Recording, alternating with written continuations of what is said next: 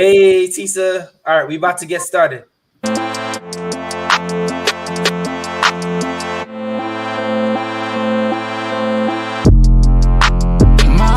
feeling like a zoo. Can't tell you what to do. Hey, welcome to this episode of Getting My Cheese Back on My Cracker. Ashley. Oh, I am Ashley Nicole. And I'm Paige Benjamin of Atomic Travels. In this episode, we will be introducing you to our Protecting Your Peace series, the series that seeks to discuss all of the pieces of our lives that keeps us together. Tonight, we will focus on Sexual Assault Awareness Month. We will be tackling some misconceptions and different ways to heal from or overall preventing sexual assault. Let's meet our panel and let's get into it. Tisa, would you like to introduce yourself? Sure. My name is Tisa. I am currently a graduate student. I'm pursuing my master's in mental health counseling with a focus on rehabilitation and substance abuse. I'm also an Army veteran, and my background is all in mental health and human resources. Awesome. And Sifu, you mind introducing yourself?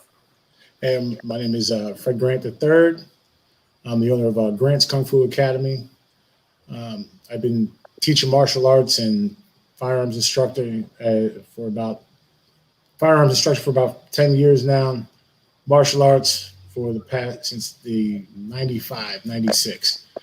I focus on personal protection and self-defense, but trying to keep it as real as possible.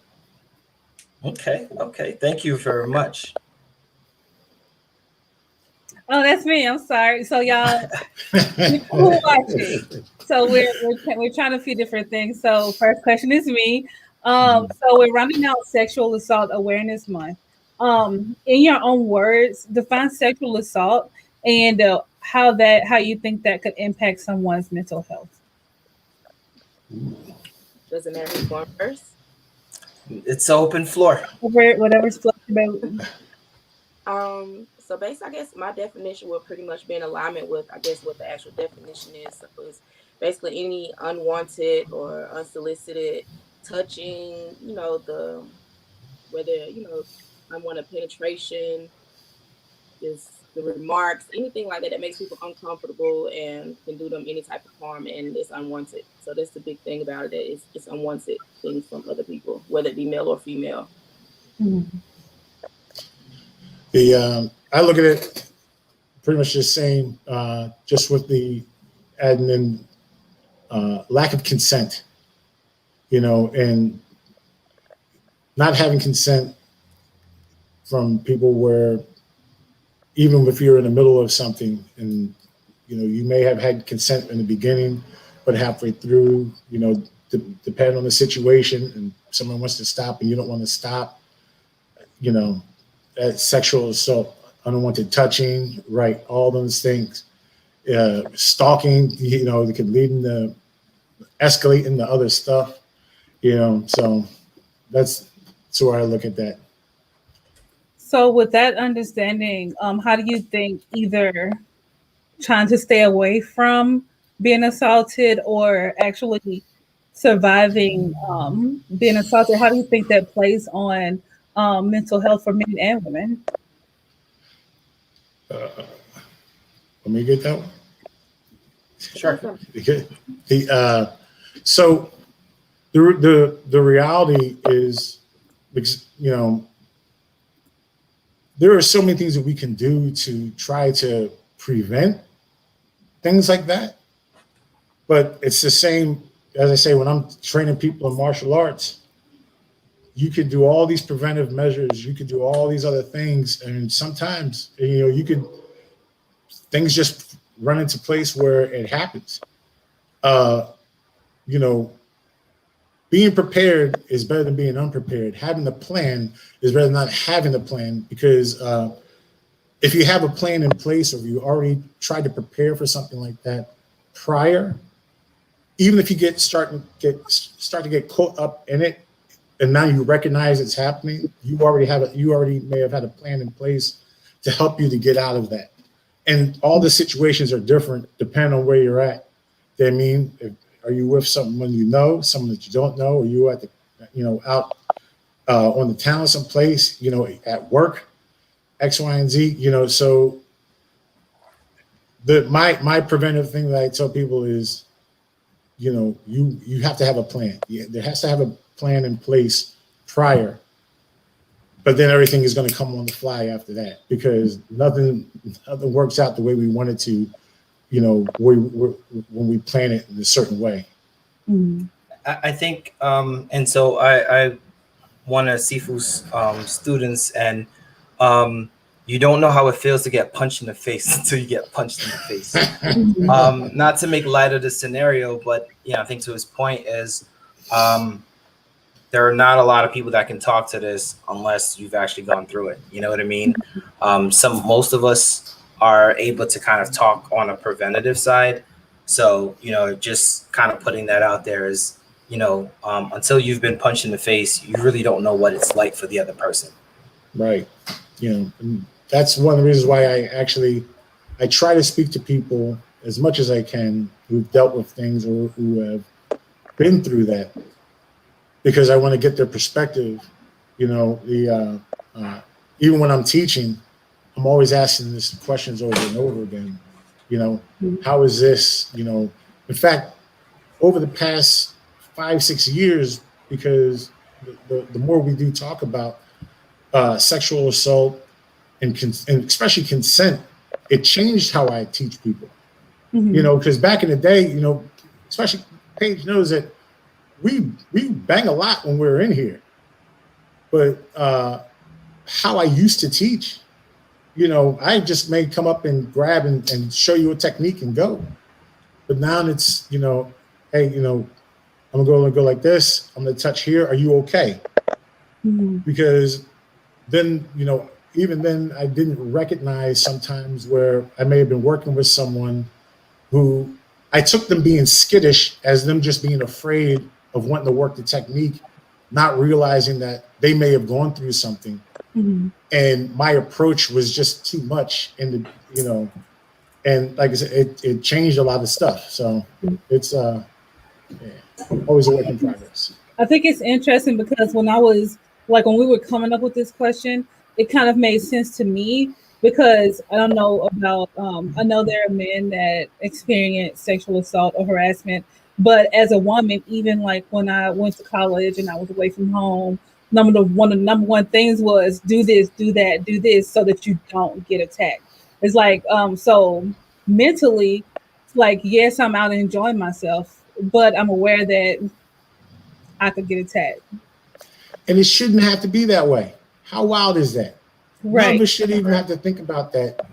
But this is where we are now, But again, like I said before we started this, I'm happy and grateful that y'all made this type of forum, because 10, 15 years ago, none of us would be talking about this publicly.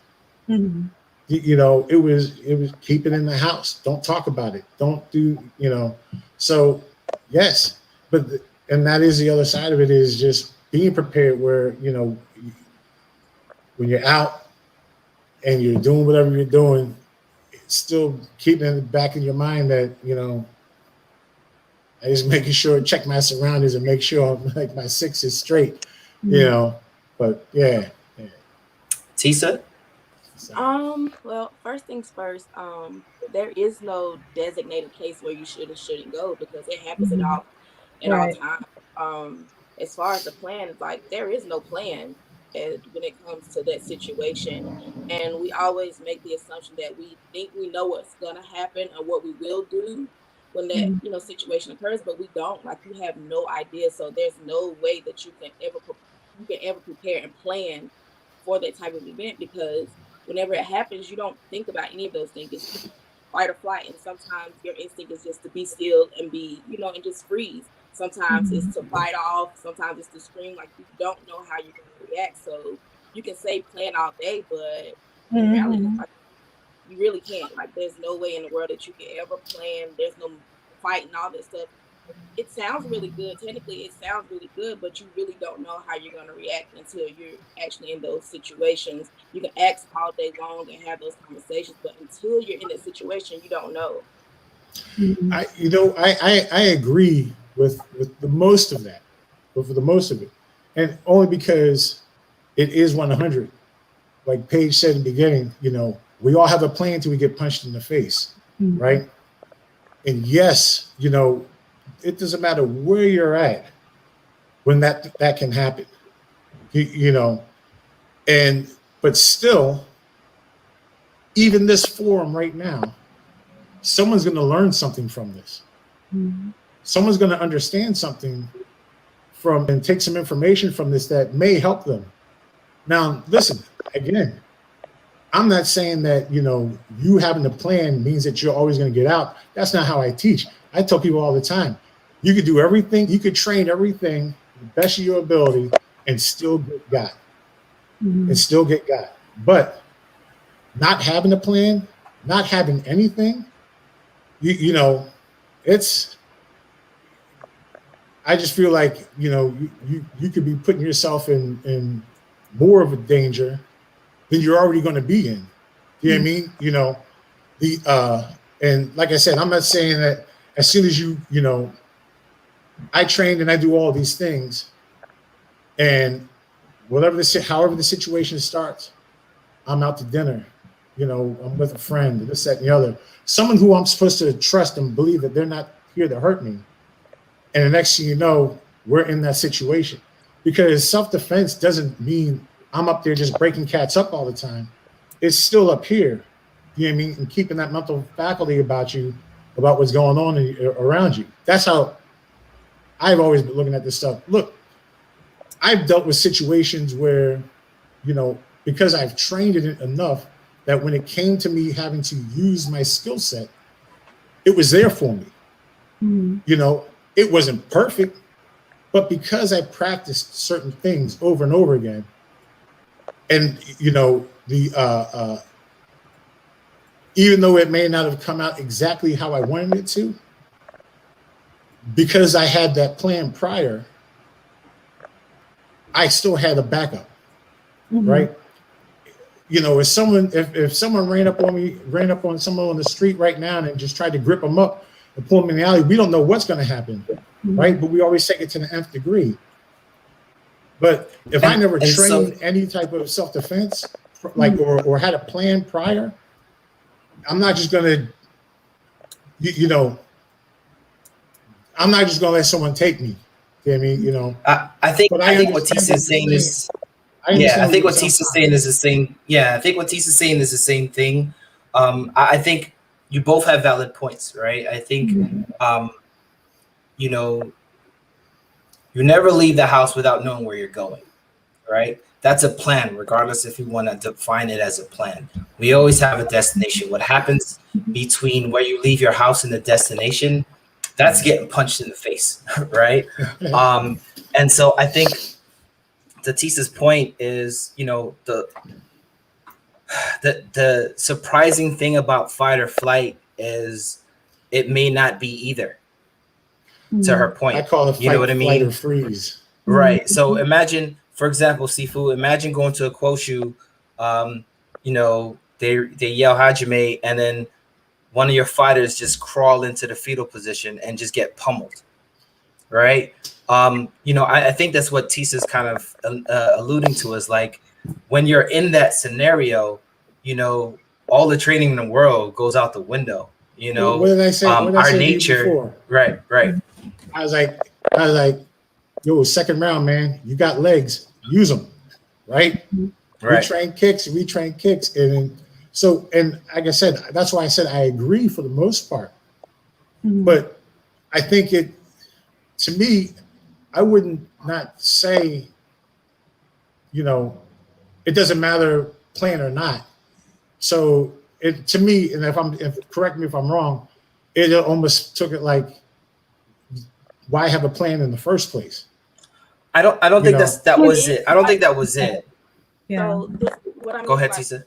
50% 90% of people who are assaulted in any way by someone is by someone that they know. So if your instinct is, I'm around somebody who is supposed to protect me and keep me safe, there's no way in hell that you're thinking that, oh my gosh, I need to, have a plan to run or Okay. have a plan to fight back. That's the furthest thing from your mind, because you're in the space that I'm safe. And as long as you're feeling safe, like it's gonna catch you off guard. So whenever it happens, you're not thinking about running. You're not thinking about fighting. You're in that moment because you don't know what to do. Like, there's no way that you can prepare and Right. and plan to be attacked by somebody that's supposed to protect you and keep you safe and not do you any harm. That no way at all. And I'm saying that from And personal experience. Now, And you bring a great point, Sifu, before you go there, right? So Tisa, you bring up a great point, right? So one of our follow-ups is, in most cases, to your point, the assault is by someone that's closest and trusted to you.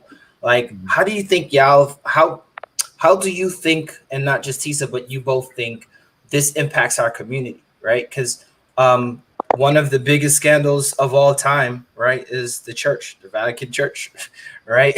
Well, not the Vatican Church, but the Catholic Church, right?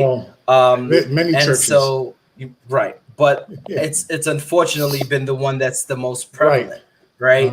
To Tisa's point, these are individuals that are trusting in the leader of their community or one of the leaders in their communities, not to think about all the other churches. You're going to seek advice or seeking help, and you're preyed on. How do you think that our community has suffered from that? Because a lot of times what's done is things get brushed under the table, making the victim feel guilty for even being a victim. Right. So again, like I said, I agree. But I also say this, in this forum right now, you even saying that, you just inform people to, listen, we know that most of these assaults happen by people that we're supposed to be safe around. And when it happens, whoa, what's going on? I still feel like there still needs, whether you had a pre-plan, but there's definitely needs to be that post-plan, because like Paige was saying, things getting swept under the rug where you try to tell someone and they don't want to listen, or you try to tell somebody and they're like, just keep it inside the house. Or who do you tell, because that was supposed to be an authority figure or somebody I was supposed to look up to, but people need to know that there are other people that you could speak to, right? Someone should know that, God forbid something like that happened to them. Tisa, I can call you and try to get help from you. That's a plan. Yeah, I mean, it happened to me.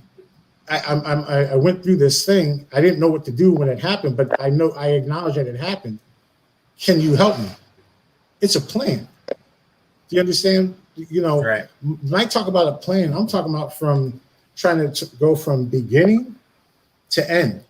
When again, I'm just speaking from my experiences as a teacher. I tell my students all the time, the more we train certain aspects of what we're supposed to do, no one wants to really sit there and help us along and feed us this, the stuff that we want. If I'm trying to get from point A to point B and someone comes in and they make me have to take a detour, if I have to stop to think about where I need to go next, I can get even more lost. I tell my guys to make algorithms up. This situation, and just do your best to figure your way out of it. But again, I do agree exactly with what you're saying, where, it's surprising, like, oh my God, man, like, you're supposed to be, like, this person is supposed to be taking care of me or my friend, and then this just happened. Do you know what I mean? So let me ask you a question real quick. Having grown up in the church, right? Mm-hmm. How did, and I'm not saying it happened in your dad's church, but like knowing it happened, right? How did you think that impacted the community? Because it may not happen in your church, but y'all all know which church the pastor was a little friendly, the ministers were a little over friendly. You know, Right. how did you guys? Because once again, sweeping it under the table doesn't justify it because they're people of the cloth, right? Right. Because now these are people that are going through something that, because the person that did it was a member of clergy, we don't talk about that. You know, Right. you talking about planned post, right? So I'm gonna bring the question to both of you, like, you know, how do we encourage people to kind of bring up these things? Because um I have actually a question, like, do you guys think that um it's a different situation for when it happens to a man versus when it happens to a woman, or do we think sexual assault differs when we talk about gender?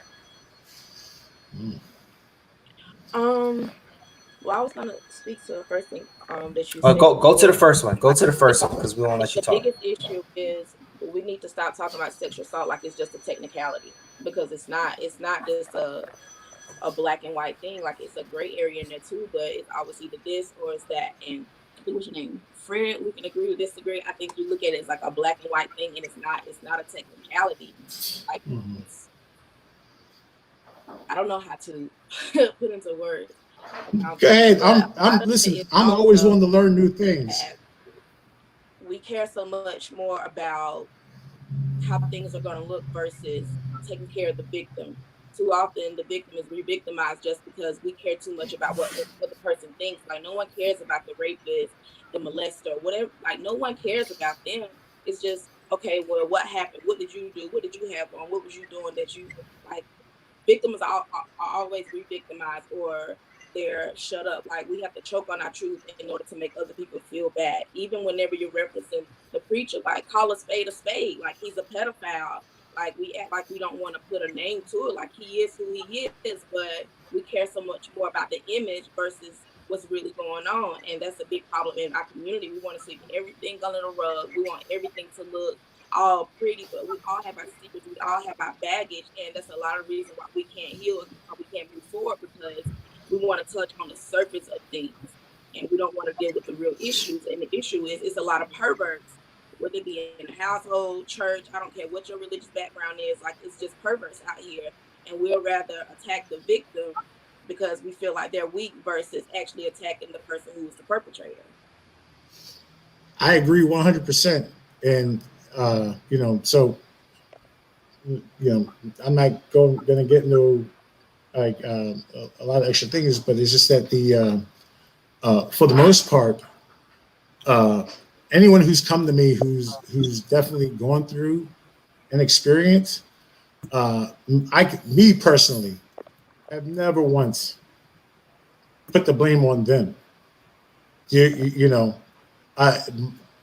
My thing is, I ask them, if the ones who can to speak to me, who can speak to me about it, what happened and what led up to it, who they were able to speak to afterwards. I mean, did they know the person? Did they not know the person? I had someone who wanted to learn to protect himself because a family member was hurting them, but they didn't want to hurt them. They wanted to be able to do enough to stop them. And I explained. I was like, I understand. Are you sure you don't want to do anything else? Are you sure there's not somebody else that you want to let know that can take care of this? But unfortunately, because this person was from another country where they weren't allowed out without somebody else with them, there was nobody that this person could really speak to other than the friends that this person had and myself. That's just one anecdotal thing.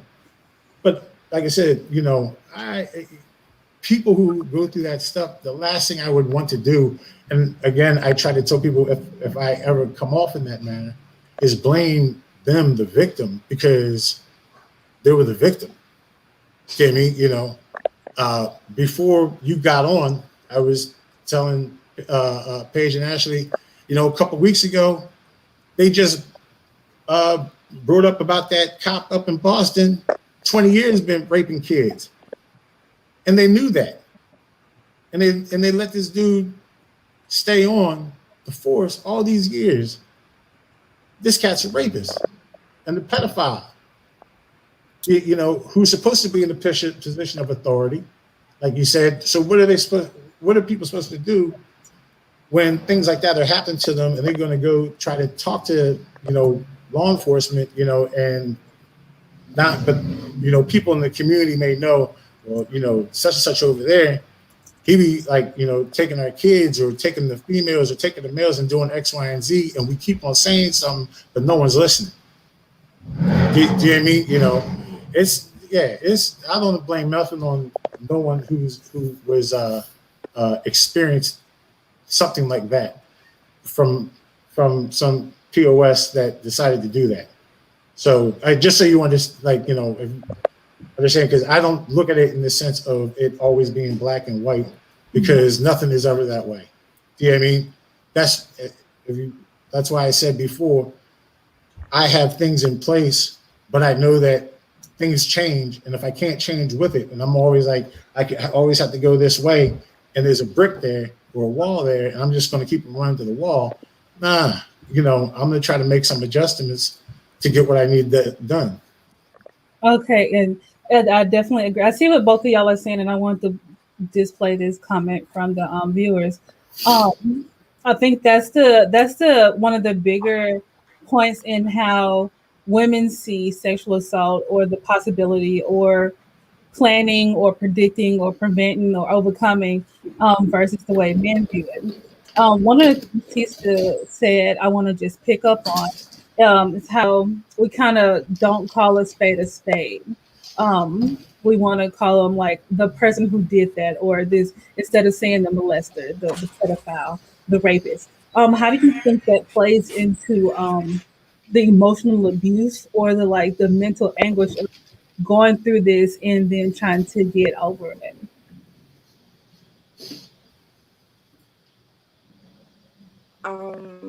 Part of it is every time you have to tell the story, you relive that moment.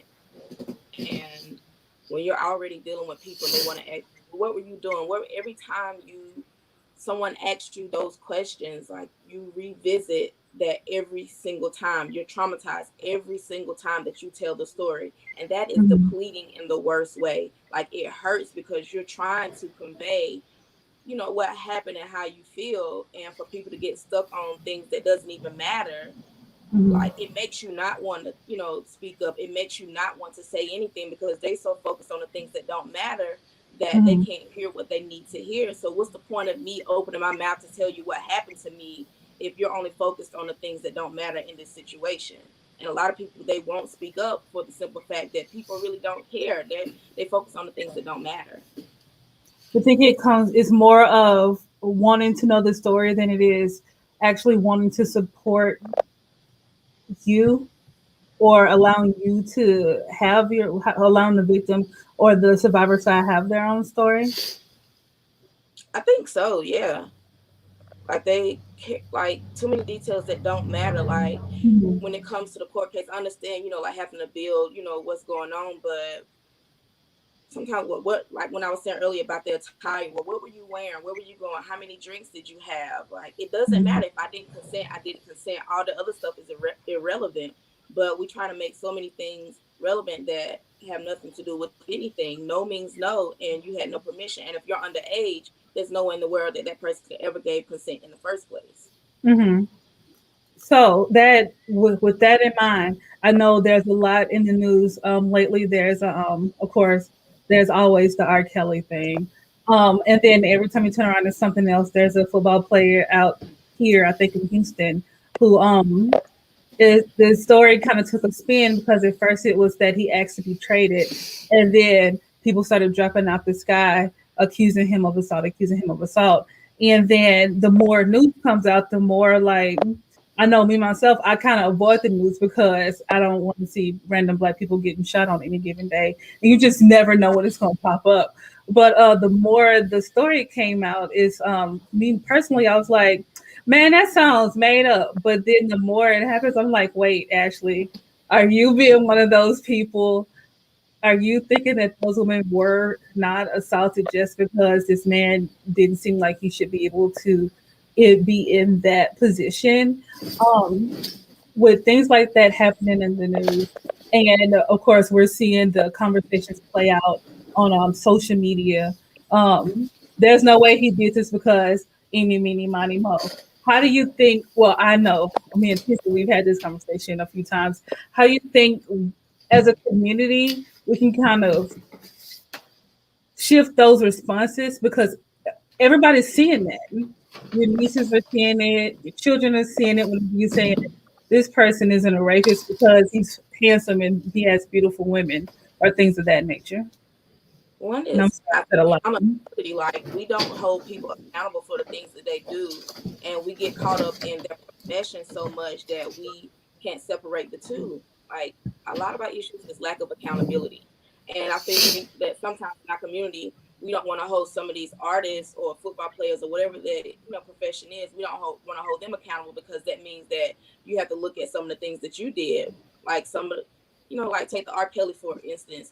I think more people should be held accountable and put in jail right along with them, like, the mothers, the parents, all those people, because you knew Mhm. better.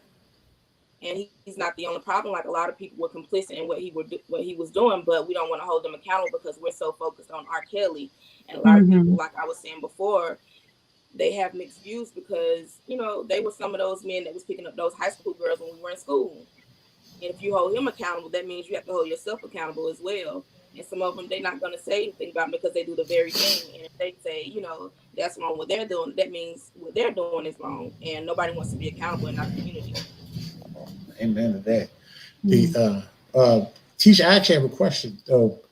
This is going back to what your statement earlier about um, people asking the wrong questions or wanting to hear the story from someone but not asking the right questions. What should if someone comes to us or you or Paige or anybody or whoever's watching and they say, I have to tell you something that happened, what should be the questions that we should be asking? I mean, besides just letting them speak, what would be the pertinent thing that we should be able to ask them about? Besides, I don't, because I agree. I don't care what you was drinking, what you was wearing, this, that, and the other. No still means no. You know what I mean? Because me personally, like I said, my questions that I had asked these persons was, do you want me to call someone for you? What else can I do to help? You know what I mean? And like, you know, do you need someplace else safe to be?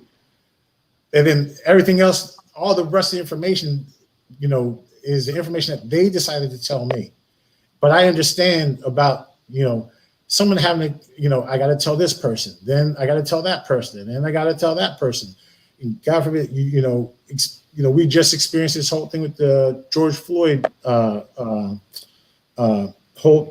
Chauvin case, where the Floyd family had for the past 2 weeks, besides the past year, but the past 2 weeks, intensely had to revisit the death of their family member every day, on top of having to listen to whatever pundits want to talk down about this person's past or this, that, and the other, because that's another issue that we have. Well, this person used to do X, Y, and Z. Yeah, that hadn't had anything to do with what's going on right now. Because now you're victim blaming. Well, they deserved it. Well, why? Really? So you're saying that because this person may have done X, Y, and Z prior in their life, or even at that point in time, that they deserve whatever just happened to them. You know what I mean? So sorry, I'm kind of on a tangent, but I just want to know the first part, really. Sorry. Okay. I think the two biggest ones are you okay and what do you need? Like sometimes we focus on everything else that we even forget to ask, like, are you really okay? Like, do you feel safe? Like, are you okay? And what do you need? Because too Right. often nobody asks, what do you need? Like, what do you need from me so that I can help you? Like, help me help you. What do you need? And too Right. often we don't ask those questions because we're too busy asking everything else. but you have to give people the autonomy to, you know, feel that out and, you know that you're a safe place. So just be present. Like that's all you can do is just be present and make sure that they know that you're trying to help them figure out what they need and they feel safe. So ask what they need and if they're okay. And not just I'm gonna be okay. Like, no, are you okay? Yeah, I've heard that. So You on know, top of that, right? And this that leads to us to the next question. Really is, how do we encourage someone to speak out? Right. I think to Tisa's point, you know, you're telling people these things, and unfortunately, nobody's listening to you. They're just trying to get additional information. But how do we change the narrative to encourage people to speak out, especially when sometimes the people they're speaking out against might be a prominent powerful. person within the community? This Mm-hmm. y'all already started it. Again, this is what I'm talking about when I speak about a plan. Look at what's going on right now. We're having this conversation, and there could be people watching right now who need someone to talk to and don't know that they can talk to someone or didn't feel comfortable enough to talk to someone. Because like I said, 10, 15 years ago, we would never be having this publicly, this conversation like this, really. So, you know, yeah, I mean, people do need to know that, you know, there are people that they can talk to. We just need to find out who they are, and also, hey, making sure that person's going to feel safe, telling their story, because like I said, I told you how I felt reading that when I was reading that book, and that's secondary. I can only imagine the primary. You know what I mean? So the body keeps score. Tisha, you ever read that? Y'all, have you ever read that one? Not yet. For me, I think it's always encouraging people to speak their truth and speak unapologetically. Also, it starts at home. A lot of what people do, like, it starts at home. Like, no one knows that the mom was molested, her mom was molested, the generational curse almost, because so many people, it was just swept under the rug. So here you are going through the same things, but little did you know, like your mother or your dad or someone else, they experienced the very same thing. So we have to encourage people, to speak their truth, but you can't tell other people to speak their truth if you're afraid to speak your own. So we have to be bold enough to, stand in our truth. And whenever we say we're going to be there for someone, be there, be present, and be consistent. Like, you can't be there one day and be absent the other. So you have to be present and be consistent and just be solid, because you're going to need that when people get ready, to tell their truth. And like I said, it starts at home. Stop And just in the conversation and be honest when you telling your kids, oh, don't let them touch your little wee wee. Call it what it is. Like, it really explains to your children. Don't let them touch your breast. Don't let them touch your penis. Don't let them touch your vagina. Don't let them touch your behind. Like, put a name to it so they actually know. Let them know that you are a safe place as a parent, or let them know who they can talk to. Stop letting your kids go stay any and everywhere with everyone, because it's not safe. Like, it starts at home. Like, we need to address everything at home first before we can ever do anything else as a community, because it starts at home. Tisha. And I wanted to add to that. Yep. And I wanted to add to that. It's, I asked earlier, do we think the guidelines for sexual assault differ for men versus women? And you bring up, boys, right, and their parts. There's this whole, I don't want to say, there's this mindset of young men having sex with older women. And statutory rape is statutory rape, regardless of if you're a guy or a girl. And we saw, I can't remember her name, years ago, who went to jail because of that. I think our community sometimes treat that as a badge of honor, where Who's that child, who did it? I think it was a teacher. It was. She I had But, she had a but whole relationship with the kid, and it then was. she went to jail. She got out. She got back with the kid. they got married. They got another kid. Yeah, and then But he finally like got with somebody his own age. I can't remember. Right. But there's the rapper who he was paying to get his 13-year-old, 14-year-old nephews to Boosie. have sex. Is that yeah? Yeah, And again, what Paige just saying, I was like, that's a that's that wrong mindset, and everyone thinks like, oh yeah, like that's what, like it's okay for guys to do it, but not for women. It's not okay, no matter how you look at it. And Right. again, teacher, see, we on the same page. My eldest daughter's in graduate school. She's getting her master's now as a therapist over at Chestnut Hill.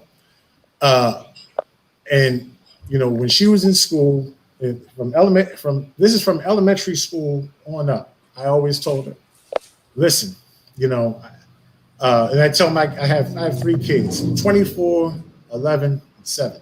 So but all my kids, I tell them the same thing. Ask questions. It's okay to ask questions. Just don't be disrespectful.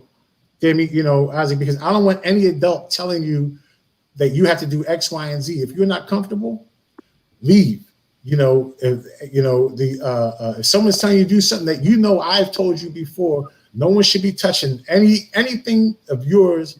And I even tell them not even just touching breasts, penis, butt, none of that stuff. If they're not supposed to be putting your hands on you and you didn't tell them it was okay to put their hands on you, roll, come get me. And my daughter all through school, when I think she was in the 6th grade, little boy in the lunchroom groped her. They tried to suspend my daughter because she wore him out. And the teacher had told me, Mr. Grant, I saw it happen before I can get over there. Your daughter, he had his arm all bent up and popped him in his legs and stuff, and kind of let a couple of them get out first. But they wanted to suspend my daughter for defending herself. And I said, that's fine. I just need to make sure that, we can fill out this police report because your son assaulted my daughter, and everything changed. Mhm.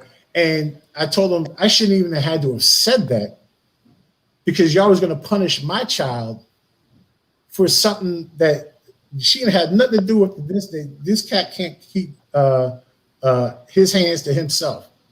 I don't want to go into other things that I said to the other parents, but you understand what I'm saying. Mhm. And I made sure that because back in the day we were all taught, be quiet. Don't say nothing. Or when grown folks tell you to do something, you do it. This, that, and the other. And they in knowing family member or not, and my kids know, and my whole family knows. This is how I raise my kids. It doesn't matter who it is. If it's not, is your mother and myself. When we tell you to do something, we need it done. If you have a question about it, get what I asked you to do first, then you can ask me about it afterwards.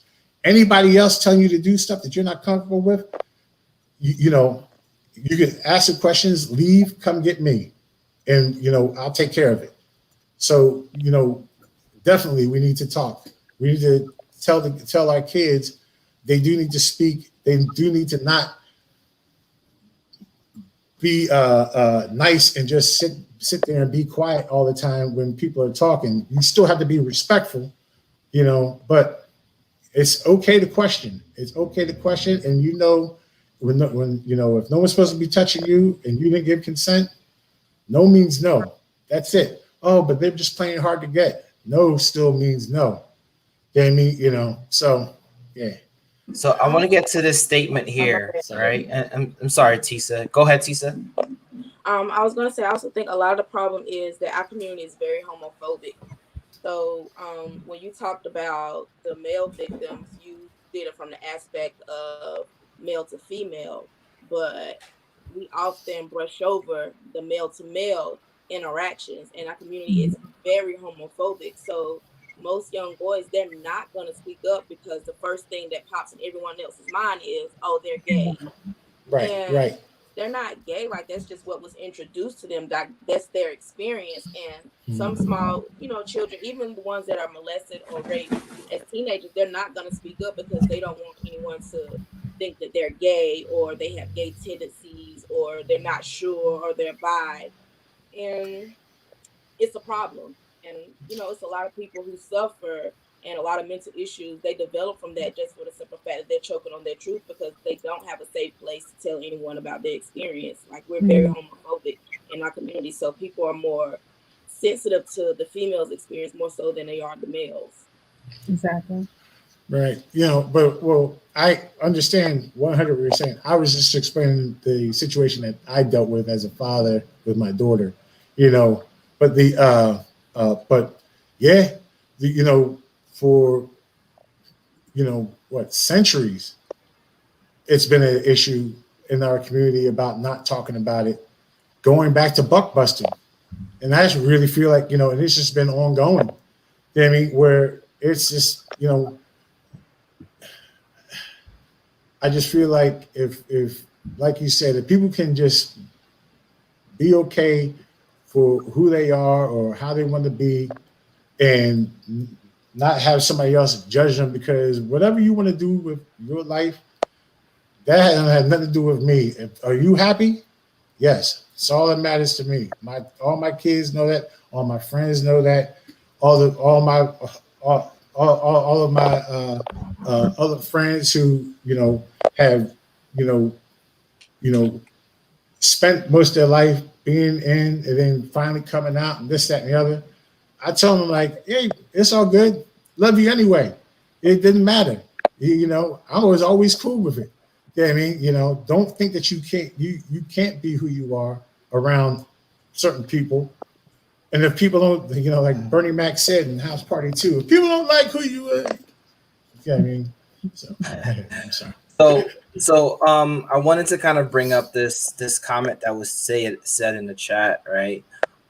A lot of men have been raped and won't admit, and that adults don't take it seriously, right? So, like, as children, I think, have you guys seen Antoine Fisher? So yeah, I know that scene in Antoine Fisher where the foster sister, right? She was taking advantage of him, and he told nobody except for his best friend, right? Because no one would believe him, and it was one of those things that it was the hardest reason. It was, I believe, if I remember it correctly, it was one of the reasons why it was difficult for him to attach to a person, like emotionally and sexually. Do you guys feel as though that there's a difference in dynamics where it comes to men messing with older women, even in a sense where, how can I put it? It's almost praised to have sex with an older woman, well beyond your age, as opposed to women, it's automatically seen as rape. You're talking about some like you're talking about adolescent, like some adolescent under 17. I mean, under 18. Yes, sir. Yes, sir. Okay, all right. I was like, because I know guys who are adults who like older women. Like, it is what it is. You know what I mean? But it's still, I still look at it the same, man. If you're grown up, man, woman, and this person is not of age, it shouldn't even be a conversation. You know what I mean? And it's just like, but a lot of things have been normalized. You know what I mean? Even off all the wild stuff now, we got this what's his name? Gates. Matt Gaetz is going through this stuff right now where he allegedly was with some underage girls, and him and some other buddies of his and stuff like that. And this cat is still on the Hill making laws. Right. This is, he's still on the Hill making laws. And, this also is the same person when it came to them passing the bill that went against revenge porn, putting out revenge porn and human trafficking, voted against it. Mm. So, I had issues with that then. And then this comes out now because this cat was telling us who he was the whole time. Mm. But who are, I'm trying to say, like, how is it that we have the powers that be, these cats sitting up here, letting these same people run around doing this stuff and giving each other a pass, right? We got, when they finally caught Epstein, and we know he had a plethora of people that used to pay him money or go to his little island or whatever to do these things that where he didn't do it by himself. When the teacher said earlier about, the people knowing the stuff that R. Kelly was into and not saying anything about, like the people around him, bringing him young girls, this, that, and the other, they all need to be held accountable. It's not, but it's easy to just pick the one person. But, like I said, it's been normalized to a point where now it's just like, well, I mean, maybe if we blame the black guy. Yeah, and I also think there's two issues at bay. Going back to Paige's question, first I want to say when young girls are having sexual relationship with older men, it's not seen as not being raped as much as it's seen that girl is a problem. Nobody wants to address the fact that why are young girls sexually active? Why are young girls wanting to have sex? Or what happened that led to this girl getting to this point to where at the age of 12, 13, 14, 15, she thinks she needs to be courting grown men. Also, why grown men courting a teenager? And then I also wanted to say, as far as Paige's original question, I think that when the men, I can't think of too many guys that I've talked to who didn't lose their virginity to an older woman, or just like we were talking about earlier with Boosie, think that they should be buying the boys prostitutes so that they can get experience and get they get their rings up. I don't know. It's like it's a video game or something. I think that there's a double standard, and then it becomes like, well, it had to happen eventually. No, it shouldn't happen eventually. We should be more open talking about sex in our community so that it doesn't happen this way. I agree. I forgot what the question was. You were so passionate. It's okay to get lost in it. I was holding on to my response to your question for so long. So I think that the audience have kind of touched on a subject on the question that I asked. It is a double standard. You have some people that use the fact that, I got mines off to an older woman at a young age as a badge of honor. You know what I mean? But once again, it all comes down to the same thing. Regardless if you're a boy or girl at that age, it's still considered rape because, that person or that child is they don't really have full understanding of what they're getting themselves into. And as an adult, you've completely taken advantage of them. So I want to go back to real something quick. that was said. Go ahead. I'm sorry. But another thing I actually wanted to add with that was like, part of that double standard has been a generational thing, not just in our community, but just in general. It was always looked at, she's bossy, but he does the same thing. No, but he's a leader. I mean, it's okay for me to do it, but not you to do it. Because that standard has been that way for such a long time. It doesn't, it's going to hit all these different facets.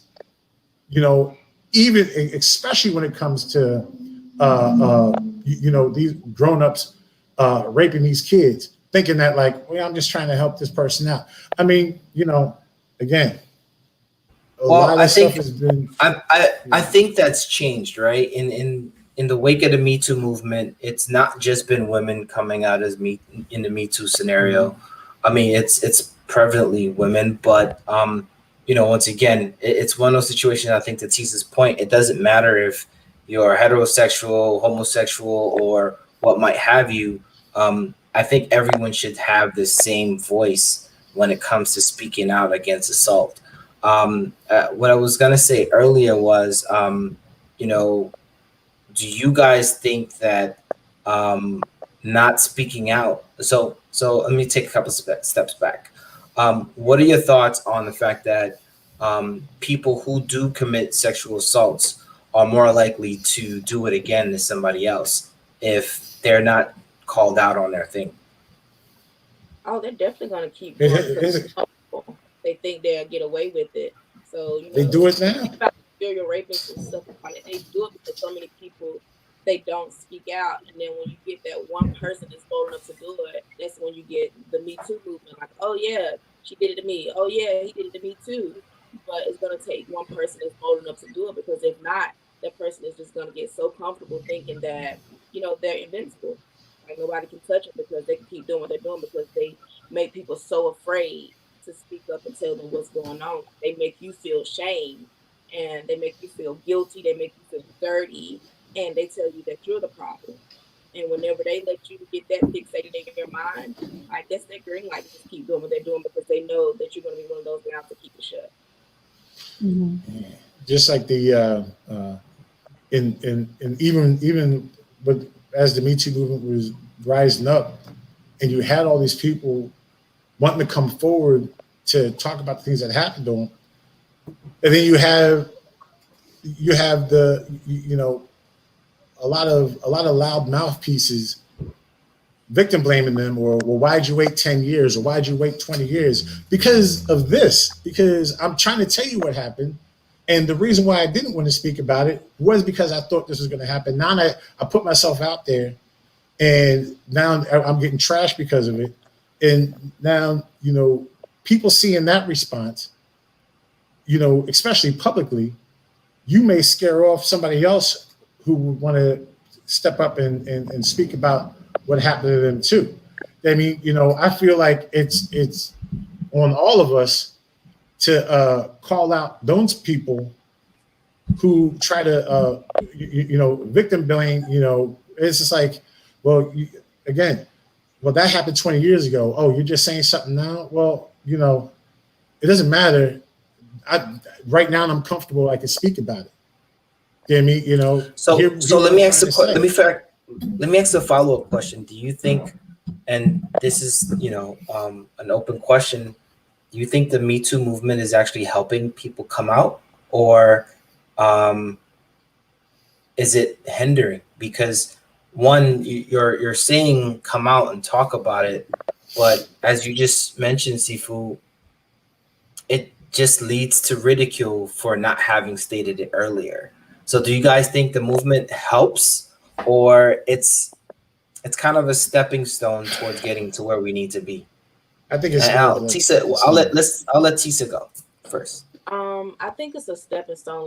You're gonna always have those people that are gonna talk. So just let them talk. Let naysayers be naysayers. But I think the Me Too movement was necessary, because for so many people, they were silent about what happened to them, whether it was 5 years ago, 2 months ago, 2 years ago. It doesn't matter. It gave them permission to own their truth. So it was necessary. And I think people who don't know what it's like, they think that it's a time period, for people to tell the truth. And it's not. Like, some people, they need to go through their healing before they can tell their truth, because if they do it too soon, they just might fall to pieces. And you don't get to tell me how to heal. You don't get to tell me when to tell my story. It's my story to tell. And I think a lot of people forget that when they're dealing with victims. It's their story to tell. You don't get to write a part of it, the story. It's their story, and they're the author of it. So just let them tell it, and just sit back. Either you're gonna, be there, or you're gonna be a naysayer. So I think we just need to ignore the naysayers and let people tell their piece. Okay. Again, I agree. It is a stepping stone, even with the some of the negative things that some people tried to put on others for coming up. Because I mean, you talking about that when that dam broke, it broke. I mean, and it was great because a lot of them cats who was getting away with it for years and decades, they got caught up. But on the same side, I'm thinking about the people who don't have connections, like the people who aren't connected, who because for the most part, in the media, the people that we heard about in the Me Too movement were prominent figures, movie people, politicians, some people higher up in certain communities, but not,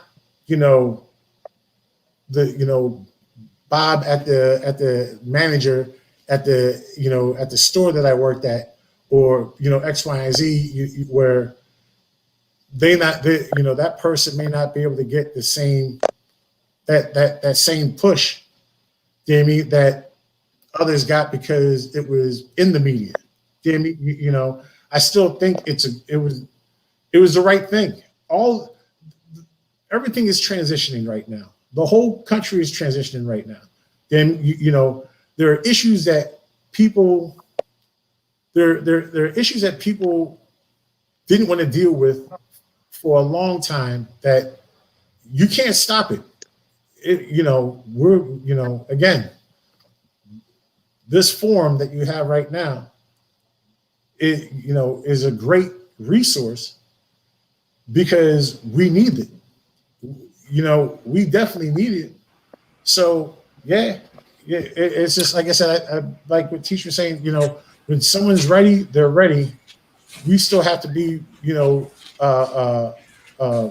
humble enough to let them speak, and not so much like, forget the naysayers in a sense, because I don't want that naysayer to crush someone who's trying to get out. But I still understand what you're saying. Like, don't listen to what that cat's trying to say over there. Because you're trying to finally come out and say what may have happened to you last week, last year, 10 years, 20 years, 30 years ago. Again, look at how things are changing. So let me ask this question real quick. So, Elena, is this Elena? I think it's Elena. It's Elena, right? I guess so. You're on mute, by the way. Yes. You were on mute. I just saw it. So she mentioned, Alana, my apologies. She mentioned that the movement was somewhat of a double-edged sword. Do you guys think that? And this is for everybody, Ashley, Tisa, Seafood. All movements are. All movements are a double-edged sword, depending on what, on whose voice is being heard. Then, where, whether you want to agree with, people who are come out with the Me Too, BLM, this, that, and the other. It depends on who's pushing it forward, where they may hijack it. Some people just hijack it just to hijack it because they just want to, throw their own narrative out to the people who actually need this. The person who actually, I'm trying to come forward and tell you what's going on. This one person spoke, and it helped 3 other people come out. And those 3 other people helped 10 other people come out.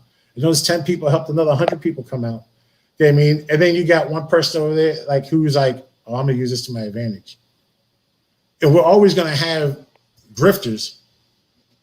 It doesn't matter the form. There's always gonna be some grifters, but we got to call them out too. So it's a double-edged sword, but I think it's a double-edged sword where it's worth the risk, because again, things are changing, and people who weren't being held accountable before are starting to become held accountable. But, you know, yeah. Mm-hmm. That's my thing. Tisa, did you have anything? No, I mean, I think I answered it whenever Mhm. it was asked before. Like I agree that it's a double-edged sword, like with anything that's pros and cons. But I Mhm. think it's necessary to keep speaking out. I do think the biggest thing with the Me Too movement, part of it is some people that get so caught up in the big cases that they forget about the Me Too's within their own family. Mhm. And I think we need to be aware of that. Like, don't get so focused on the ones that's on social media, but to make sure that we pay attention to the own people who are crying out for help at home. Mhm. And I also think that the Me Too movement shined light on a lot of people and how they really feel about sexual assault and harassment. Because for me personally, with the way people was reacting to things and how they were speaking about it, it let me know that they will never be a safe place for me to come tell my story or talk about my experiences. So I pay attention to the things that people say and how they react whenever people are telling their Me Too stories. And I think if people pay attention, they'll learn a lot about people that's in their so-called circles and people that's in their family. So I think that's something that we should pay attention to. And one of the biggest things that's come out of this, to just be aware of our surroundings, pay attention to what people are saying, because those very people that you think that you can count on and tell your Me Too story to are the very ones who are victim shaming, victim blaming. So I think that's part of the double-edged sword. Absolutely. And I went ahead and posted Lana's follow up because as soon as this was over, we was about to go have to have a chat because I want to understand this double edged sword. But I do understand. So I agree. I think that it did propel the conversation, but it also, for lack of a better word, I would say alienated. Like Tisa was saying, you got to my point before. I shouldn't have asked if you had something to say. I knew you was gonna say something great. Um, I think that the Me Too movement, it shifted the focus, but it also kind of overshadowed us regular people who may have been trying to come to terms. They may have been just at that point where they're like, oh, this person's speaking out. If it happened to them, it can happen to me. And then our friends and families who showed us that they are not a safe haven and that they're not a place of protection. Our friends and family started speaking, and then all those people who were just about to walk out the door and live in that truth and kind of go through their story of survival, they retreated because you never know if you're going to be met with congratulations, we here to help you work through this, or what was you doing? Why you just not saying something? Why did they do this to you? Where you shouldn't have been outside, you shouldn't have been, the sun was down, you shouldn't have been walking the streets. Like, I think that that's the double-edged sword that was caused by the Me Too movement. But again, like I said, I'm glad it's more positive because we are able to have these kind of conversations and acknowledge, okay, the fact of the matter is it was necessary. Um, any more responses to that particular question? Yeah, I mean, I think we're all kind of in agreement. Yeah, Yeah, I this think that, everybody's on the same is page on that one. a party. and like I said, it is that thing where, you know, when besides someone trying to hijack it, but Mhm. it is forgetting about the people who don't have the contacts. Like I said, like, you know, it's not a high profile thing, so who cares? And teach 100, you know, is you. I'll watch people, read, like, people on my social media stuff that I know or am acquaintance with, on how they talk about or deal with different issues, especially when it comes out of our community. Where on I could find them in one area, yeah, like, I agree with you, and they only agree with you because you're trashing on you're not trashing, but you may be chastising someone who has a political difference than you. But then I can find that same person on their page trashing the thing that you're trying to fix. Mhm. Yeah, I mean, because, you know, that's how they really feel. You know, so yeah, it's still a good thing. It's still a good thing, and it needs to keep on going. You know, It needs to continue to grow. And so that actually moves us to like our next topic, which is, I know we've kind of touched on it through a few of these questions, but aside from like this particular conversation, how do you think we as a community can develop a safe space for people to help identify, communicate, and overcome sexual assault? I think education is key. People need to understand that it's not just rape. I think a lot of times our focus point when it comes to sexual assault and sexual harassment is rape. Like we don't think beyond the point of rape. Like it could be someone groping you, someone, ooh, baby, let me grab you. Like it could be those things too. Like all those things affect people. Like you can have just as much mental health damage just from penetration just as you can from non-penetration. But education is key. We have to educate people on what everything is, what molestation is, what rape is, what actual consent is, all those things. Like we have to be intentional about everything that we do and educate in our community, not just expect other people to tell us what's going on, but to educate one another and let people know that it is a safe place. We can't just say, oh, it's safe, but then don't give a safe environment for people to tell their story. So we have to give them a place to feel safe, like an actual place to feel safe to tell their story. I agree. Like I said, I'm just speaking with like from the experiences that I have or that I've dealt with. But all my students know it doesn't matter what time of day or night. If they need someone to talk, and it doesn't matter what the issue is, they can call me. Right? Paige knows, like 1, 2, 3 o'clock in the morning. I mean, not right now because my phone's messed up. But if someone needs to call me, they know they can call me. Okay, and that's just me personally. Because I don't know what else that I can do besides offer an open ear and ask, what else can I do? But some people just need, like you said, I just need someone that I can talk to and tell them about X, Y, and Z. So I know me personally, that's what I try to do. I think if more people, truthfully, like you said, make sure you are there for them. Like, don't be there the one day and not be there the next day. Like I said, I just have technical difficulty with my phone, but I know me personally, I try to make sure that I'm always available to the people that I deal with, no matter the time of day, because I understand that it can, any situation could go on that can either trigger something, or you just dealt with something, or now, like you said, I'm ready to talk about it right now. It's 3 o'clock in the morning. I mean to cut you off. I lied. The biggest thing we can do is hold rapists and perpetrators accountable. That is that too. Like, call them what they are, and to stop putting all the weight on the victims. That is the answer to the problem. Like, we put so much weight on the victims. Like, what can the victim do? What can the victim advocates do? Like, it's not on us, to fix the problem. Like, the problem is the rapists. The problems are the perpetrators.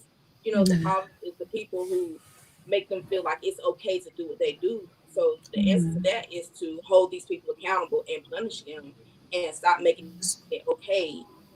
Just accountability. So I think so. Okay. So the reason this question is asked, right, is it becomes a perpetrator-less crime when nobody reports it, right? The reason the question is asked is because this whole episode was really influenced by I May Destroy You, the show. I believe it's on Amazon Prime, right? And it's literally a show that depicted an experience the writer of the show had from two perspectives, from a heterosexual woman and a gay man, right? And the man had the most difficult time talking about his experience, because as a gay man, especially in London, at the time, it was seen as like impossible for him to tell anybody because it was warranted. How did you get into a position to allow something like that to happen to you. And the And so police. with this, right. And so with this question, it's really on, and I completely understand what you're saying, Tisa. We don't have perpetrators if people aren't talking about the perpetrators, if people aren't pointing out the perpetrators. But we as a community, and when I say as a community, we have to be able to give the victims and a safe space to come out and talk about it. Because the only thing that's going to happen, the reason these people, and I think it was stated earlier, it's like serial killers. They're going to keep getting away with it unless they get caught or somebody calls them out. And if they're not being called out, it becomes a situation where we set the stage for another person to become a victim, right? And so I definitely agree with what you're saying. Is the best thing that we can do to make it a safe space is to make sure that the perpetrators are held accountable. But if no one's talking about what's happened to them, then there are no perpetrators. And so the idea of the show, and Ashley's idea for the show, was to make sure that we provided a safe space for people to understand that it's okay to talk about your traumas if you're okay talking about them. It's okay to seek therapy. It's okay to go to the police and tell somebody. It's okay to not have to deal with this trauma alone. Even if it's like you said, are you okay? What can I do for you? We always want to be able to make sure that those that are inflicting these harms or people are identified. The hardest part, like you stated, is being able to come out and say, and I don't want to even use the word come out, being able to point out the person that did something harmful to you without feeling that there will be repercussions. Because there are people out here that are looking for your best interest at art that's not going to ask you, what did you do to bring them on? Like, I think that's unfortunately a majority of our community that, oh, well, you did that because you came on to him or you were smiling at him. That's not all of us. Some of us really want to be there for you and ensure that whatever we can do to take this person down, we want to make you feel comfortable. We want to surround you with a support system. I think, Sifu Fred mentioned before we jumped on the show, and then I believe you guys mentioned it as well. This getting my cheese back on my cracker is a safe space, regardless of what you've gone through or haven't gone through or thinking about. We want to make sure that everyone feels comfortable enough to be able to say, I can go to somebody and talk to them about what I've gone through. The worst thing you want to do is allow that person, if we already know they're repeat offenders, to do the same thing to somebody else. Does that make sense? Or did I just ramble? No. I also think we could do a lot more work in preventing it from, the seed stage. If we did more teaching the children, okay, not only do you not let people touch you, but you don't touch people either. When this happens, this is not right. You don't do this either. If we did more preventative talking in both areas, as far as stopping them from becoming the victim and also stopping them from becoming the predator, I think that would go a long way in this conversation as well. I think before you go on, I think that's a learned behavior, right? So little boys don't just automatically go touching people, right? It's a learned behavior. Exactly. Real quick too, the exactly like everything that everyone's saying, we definitely, people need to know that there's someplace safe that they can go. People need to know that there is somebody that they can speak to.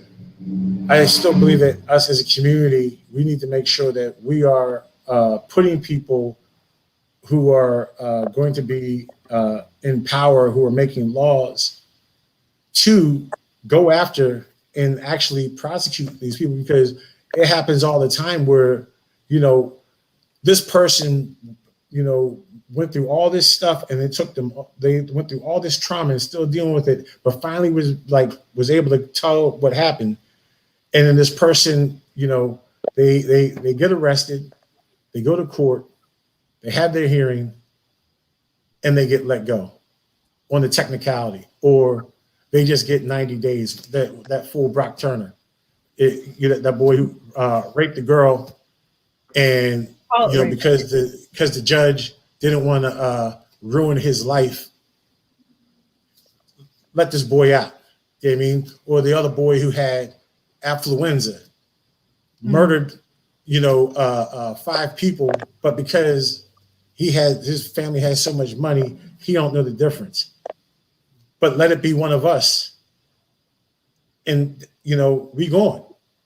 You know what I mean? So I feel like, besides, it just can't be the one thing. There has to be a safe place. There have to be the people that, even if, like I said, if you can't talk to people in your family, even when I brought up the whole thing about, we know that there are people in power, police, and law enforcement and the other, who are doing the same ish that these assholes are doing out in the street. Excuse my mouth. You get what I mean? But until we can make sure that we're putting people in these different houses that are going to write these policies or putting these policies up, that are going to fight for that, to make sure that happens. That listen, that this person came out, we have this proof, this and the other. No, you're not pleading down to something else. You're not pleading down to a misdemeanor, or you're going to have, X, Y, and Z. You going away. Make it safer for everybody else, because like Paige said, like teacher said, like if someone knows that they can get away with it, or all right, I'll get in trouble, but I'll be out in a little bit. How is anyone supposed to really feel safe? Do you know what I mean? So why would I come forward if I know that I try to tell people what happened to me, and even if it did get to the point where we go to court or something like that, they don't. That person can still get out. I'm going to show you the mouse.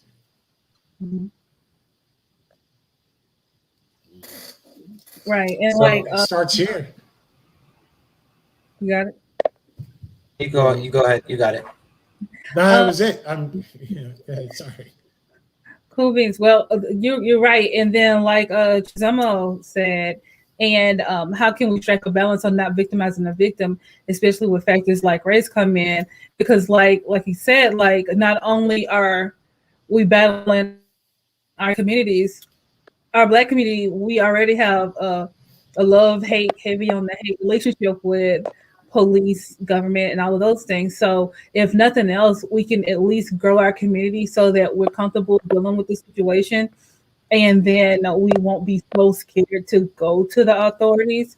Another thing I wanted to mention is in the description box of this video is going to be a list of resources for the national. Okay, I got to look at it when I say it. For the National Sexual Assault Awareness Resource Bank, for advocates, for survivors, and for educators. There's going to be resources. If you want to be this person, or if you want to grow into that resource to help your community, I'm going to try to list as many resources in the description box on this video. I thank all of y'all so much for joining us. This has been like a very enlightening conversation. I'm pretty sure it's going to be a part 2 somewhere down the line, as like most of our conversations, because it just can't be contained. Before we wrap up, I did want to ask, do either of you have anything coming up that you want to share, or where can people find you? I don't, but someone had just posted a comment. This one? Yeah. Uh-huh. And I was just gonna say, I think part of it is just showing up for one another, the same way that we show up when people get murdered and stuff. Like, show up, for our sexual assault victims, give them the support that they need. And I think a lot of that will help, because sometimes they act like we don't matter or our life has no value. So if they think that we have no value, then they're not going to care. But we have to remind them and let them know that, we care about we care about one another. So we have to continue to just show up, even if we don't necessarily understand everything that's going on. Like, make sure that you show up, for the person. If you don't know them, it doesn't matter. Show up, be there, be present. Let them know that, our situations, our cases, they matter just as much as the white woman or the white man. Like, we matter. So, just speak on it, not whenever they just murder us, but, rape and sexual assault, they are just as bad as anything else. So just show up and show support. Absolutely. Seafood Fred, you got anything going on that you want people to check you out? I mean, I have some stuff in the works right now that we were talking about before, but the once I have things a little bit more concrete and things start lightening up a little bit more, I'll put some information out and everything. But again, I'm always willing to learn new things and expand on the stuff that I have, So again, Tish, you great. Please, I would love to sit down and just rap with you and stuff because this is what I do. I spend most of my days, if I'm not teaching, is researching, because this is what I do. I can't tell you, I study footage after footage of people in certain situations, this, that, and the other, and then I just write plans around them. I ask people about their experiences as best as I can that do want to talk to me about it, and I put it so that I'm working on stuff like that. So once I have some things lined up, I'll let y'all know. I'm trying to get it so that it's free. You know what I mean? So no one has to worry about it, because that's the other joint too. Is like everyone's trying to eat, and I don't hate on no one's hustle, but I do feel like certain situations, especially the stuff like this, I Paige will tell you, like, out of mind, I teach a lot of stuff for free for people anyway, just because that's just who I am. You know what I mean? But I got to pay some bills too. So as soon as I can figure this other stuff out, but I would love to actually have you in on this too. You know what I mean? If you want to. You know what I mean? So we could rap later.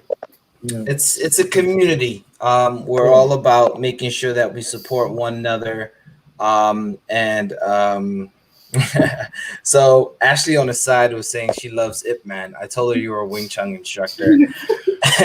And she's like, Ip Man's my great grandmaster.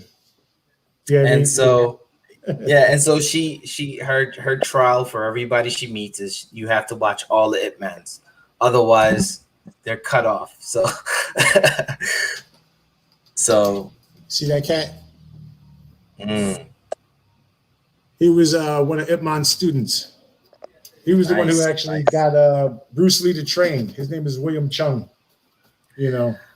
So awesome. Well, thank you all. Thank you all for doing this. Thank you all for staying on this long. And I will say our sister from Malaysia came on. It's about 8 o'clock in the morning over there. And she definitely supported the show. We got some things in the works on a diaspora tip, so we don't want to put too much out there, but we definitely appreciate her for jumping on, and everybody else. With that said, you guys have a good one. All right. And thank you for joining. Thank you. Thanks for having me. All right.